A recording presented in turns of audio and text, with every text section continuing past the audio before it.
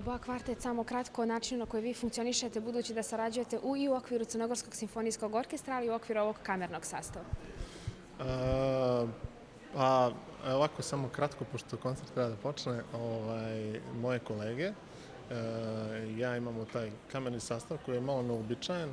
Kao gudački kvartet, samo umjesto prve violine ide oboa. I naravno i gudački trio. I tako, odabrali smo jedan interesantan repertoar za ovaj koncert, tako da vidim da ima dosta publike, pa nadam se da će biti uspješno.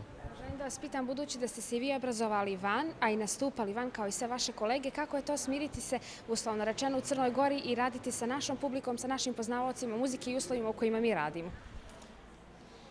Pa uvijek je izazov, jel tako? Zato što kad radite negdje van, ako je to recimo Austrija, Njemačka ili tako neke zemlje zapadne Evrope, ljudi su mnogo više, imaju kulturu odlaženja na koncerte i uopšte slušanje klasične muzike. Kod nas je to malo manje zastupljeno, ali eto, mi se trudimo svim silama da i kod nas to nekako pospješimo i da bude što bolje i što posjećenije.